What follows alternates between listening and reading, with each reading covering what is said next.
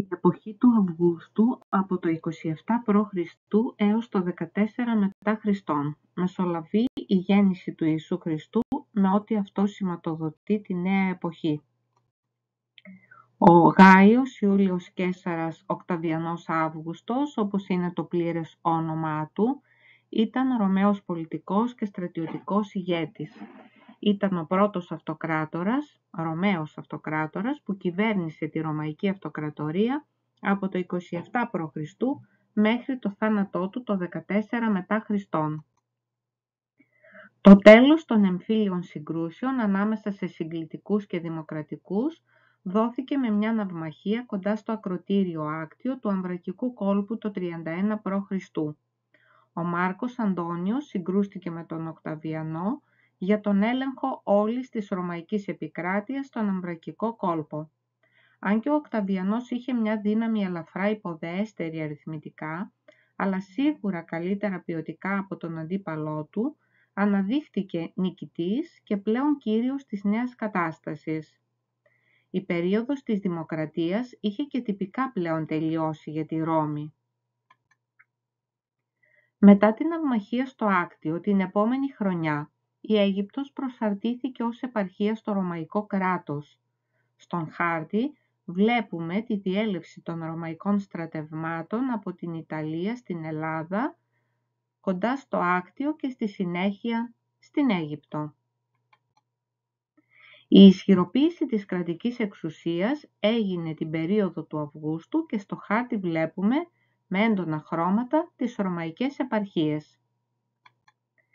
Στο χάρτη αυτό, με κίτρινο χρώμα, φαίνονται οι περιοχές που υποδηλώνουν την αυτοκρατορία πριν από τη βασιλεία του Αυγούστου, με πράσινο χρώμα εκείνες τις περιοχές που αποκτήθηκαν στη συνέχεια και με βιολετή τις περιοχές που είναι κράτη, πελάτες της Ρώμης. Η ανάληψη της εξουσίας από τον Οκταβιανό είχε ως στόχο την ενίσχυση της κεντρικής εξουσίας. Έτσι ο Οκταβιανός οργάνωσε την πολιτεία σε νέες βάσεις, ενίσχυσε την κεντρική εξουσία, δεν ενόχλησε τα δημοκρατικά αισθήματα των Ρωμαίων και δεν δέχτηκε το αξίωμα του δικτάτορα, αλλά άφησε τη σύγκλιτο και το λαό να του προσφέρουν όλα τα άλλα αξιώματα και που μόνο με την ψήφο του λαού μπορούσε κάποιος να τα αποσπάσει μέχρι εκείνη τη στιγμή. Ο Οκταβιανός ήταν άνθρωπος με πολιτική οξυδέρκεια και κατανόησε τα μηνύματα της νέας εποχής. Πώς κρίνεται τις πολιτικές του κινήσεις? Στο πρόσωπο του Οκταβιανού συγκεντρώθηκαν τα σπουδαιότερα αξιώματα της Ρωμαϊκής πολιτείας, όπως του Υπάτου, του Ανθιπάτου, του Δημάρχου, του Ιμπεράτορα, δηλαδή του ανώτατου στρατιωτικού αρχηγού, του πρώτου πολίτη του κράτους και του μεγίστου αρχιερέως, δηλαδή του ανώτατου θρησκευτικού άρχοντα. Πόσες εξουσίες πια, όλα μόνος του. Αλλά δεν δέχτηκε το αξίωμα του δικτάτορα. Δημιούργησε ένα συμβουλευτικό σώμα, το Συμβούλιο του Αυτοκράτορα, το οποίο τον βοηθούσε στην άσκηση της εξουσίας. Όμως απέφυγε τις αυταρχικές μεθόδους και ακολούθησε συμβιβαστική τακτική στην κατανομή της εξουσίας. Διατήρησε την υψηλή εποπτεία της διοίκησης του κράτους, της εξωτερικής πολιτικής και των στρατιωτικών ζητημάτων. Ανέθεσε ωστόσο τη διαχείριση των επιμέρους θεμάτων σε δημόσιους άνδρες από τις τάξεις των συγκλητικών και των υπαίων, των δύο προνομιούχων τάξεων. Καθόρισε αυστηρές προϋποθέσεις βάσει των οποίων θα μπορούσε κάποιος να εισέλθει στις δύο αυτές προνομιούχες τάξεις. Τέτοιες προϋποθέσεις ήταν η ηθική ακεραιότητα, η εκπλήρωση της στρατιωτικής υπηρεσίας και η μεγάλη περιουσία. Όλα αριστοκρατικά. Ο Οκταβιανός, η Σύγκλιτος, οι δύο προνομιούχες τάξεις. Τη διοίκηση των επαρχιών τη μοιράστηκε ο Οκταβιανός με τη Σύγκλιτο.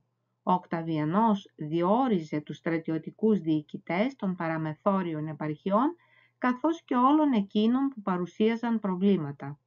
Η Σύγκλιτος διόριζε τους ανθιπάτους που είχαν τη διάκριση των υπόλοιπων επαρχιών. Την εκτελεστική εξουσία φρόντισε να την ασκήσει μέσω διοικητικών αξιωματούχων που σταδιοδρομούσαν ως επαγγελματίες υπάλληλοι, δημιουργώντας έτσι μια αυτοκρατορική υπαλληλία. Η οργάνωση της οικονομίας στηρίχτηκε στην αναγέννηση της γεωργίας και προσπάθησε να επαναφέρει τα παλαιά αυστηρά ήθη. Φρόντισε για τον εξοραϊσμό της Ρώμης με την κατασκευή οικοδομημάτων που λάμπριναν ακόμα περισσότερο το έργο του. Θυμηθείτε πως κόσμησε ο Περικλής στην Αθήνα. Ο Οκταβιανός συγκέντρωσε όλες τις εξουσίες στο πρόσωπό του, όπως συνέβαινε άλλοτε με τους βασιλείς. Όταν κάποτε προσποιήθηκε ότι ήθελε να αποχωρήσει από την εξουσία και να παραιτηθεί από τα αξιώματά του, η Σύγκλιτος τον παρακάλεσε να παραμείνει και τον αναγόρευσε σε Αύγουστο, αποδίδοντάς του έτσι τον τίτλο του σεβαστού και αναγνωρίζοντάς του θεϊκές ιδιότητες. Με τις αλλαγές αυτές ουσιαστικά είχε καταλυθεί το δημοκρατικό πολίτευμα χωρίς να δημιουργηθεί η παραμικρή αντίδραση. Ήταν οξυδερκής. Τα πήρε όλα και δεν έφυγε. Δημιούργησε νέο πολίτευμα. Το νέο πολίτευμα που εγκαθίδρυσε ο Αύγουστος ονομάστηκε ηγεμονία από τον τίτλο του πρώτου πολίτη και ήταν μια μορφή μοναρχικού πολιτεύματος, καθώς ο Αύγουστος συγκέντρωσε βαθμιαία όλες τις εξουσίες στο πρόσωπό του. Στήριγμα του νέου μονάρχη ήταν ο ίδιος ο στρατός που στο μεγαλύτερο μέρος του εγκαταστάθηκε στα πιο επικίνδυνα σύνορα, στον Εφράτη, στον Δούναβη και στο Ρήνο. Στη Ρώμη διατηρήθηκαν 9 στρατιωτικές μονάδες, οι πρετοριανοί, οι οποίοι σταδιακά απέκτησαν πολύ μεγάλη δύναμη και μπορούσαν να ανεβάζουν και να κατεβάζουν αυτοκράτορες.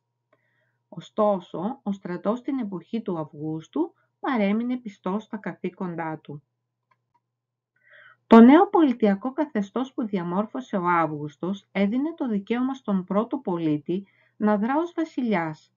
Στη λειτουργία του πολιτεύματος εμπλέκονταν και άλλες δυνάμεις στην άσκηση της εξουσίας, όπως η Σύγκλιτος ή ο στρατός.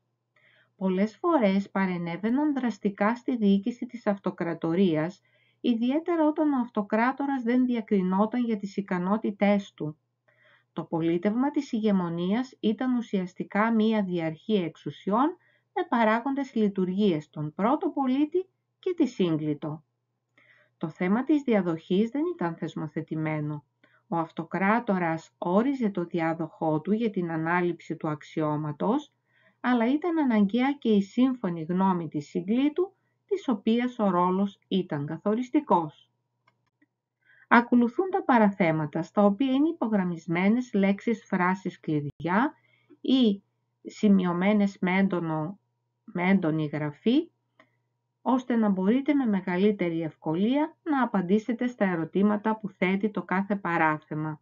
Ιδιαίτερα στο δεύτερο παράθεμα είναι με έντονα γράμματα τα στοιχεία εκείνα τα οποία θα σας βοηθήσουν ώστε να απαντήσετε στην ερώτηση για την άποψη που είχε ο Οκταβιανός για την εξουσία που συγκέντρωσε στα χέρια του, ώστε να διαμορφώσετε μια πλήρη εικόνα για την προσωπικότητά του.